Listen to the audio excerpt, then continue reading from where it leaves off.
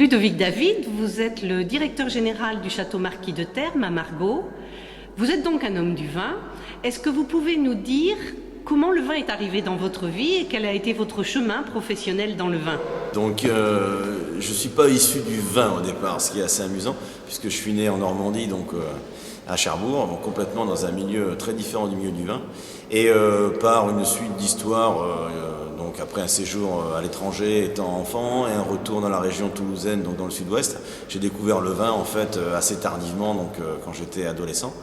Et j'ai décidé de me spécialiser dans des études d'agroalimentaire et avec une option précise qui était le monde en fait du produit transformé, c'est-à-dire un produit de base qui était un produit vivant et qui pouvait après, quand il était transformé dans une approche agroalimentaire, industrielle si on veut, pouvait être un produit avec une vraie histoire, une vraie culture, un produit de bouche surtout, et qui pouvait être un vrai produit d'échange sur lequel on pouvait se retrouver à table. Parce que très vite j'ai eu la notion de la table par contre. Et en fait, dans cet univers-là, je me suis reconnu très rapidement dans l'univers du lait et du vin. Et je me suis assez vite spécialisé au fur et à mesure de mes stages, en fait, au cours donc, de mon diplôme d'ingénieur, sur ces deux activités, donc lait et vin. Lait, j'adorais la notion de fromage et d'histoire du fromage, et ensuite le vin pour tout le patrimoine qui est derrière. Et puis après, il a fallu s'orienter davantage sur la fin de mes études sur un secteur, et j'ai choisi définitivement le vin. Et donc j'ai fait des stages plus intéressants, orientés sur la qualité, sur le produit, à l'étranger et en France. Et à la fin de mon diplôme d'ingénieur, j'ai décidé donc de faire un diplôme d'œnologue également, pour me spécialiser de manière définitive dans le milieu du vin.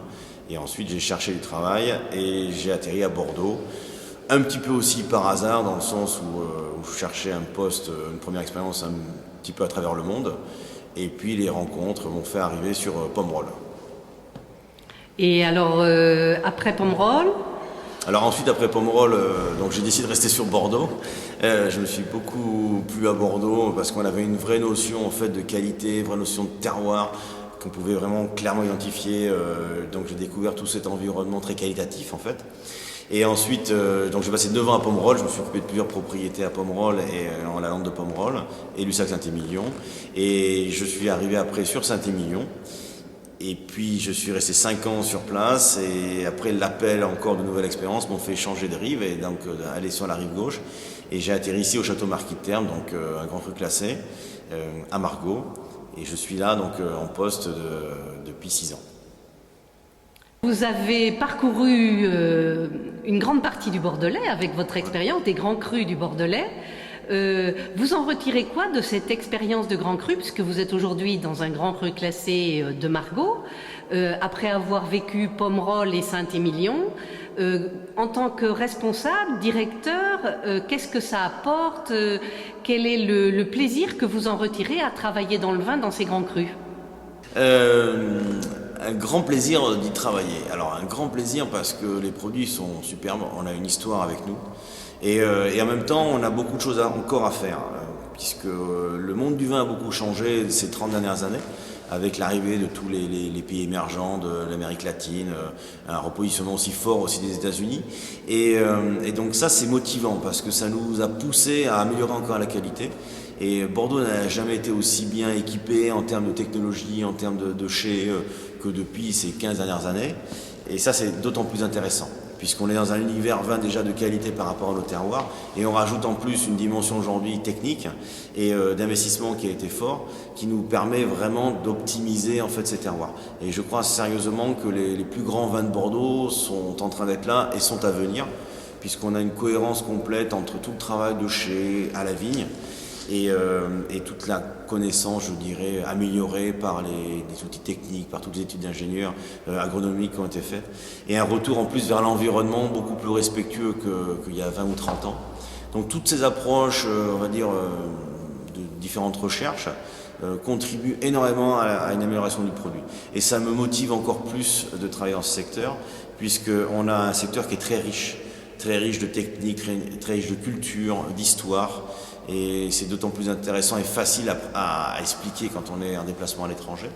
Et c'est d'autant plus intéressant à vivre, on va dire, au quotidien. Cette perpétuelle recherche et évolution par rapport au produit et à sa notoriété. Oui, c'est tout ça en même temps. C'est ce patrimoine culturel que nous avons dans nos mains, qui a une très très longue histoire, surtout à Bordeaux dans les crus classés. Et en même temps, cette recherche technique, qualitative qui augmente ouais, de jour en jour. Les progrès sont constants.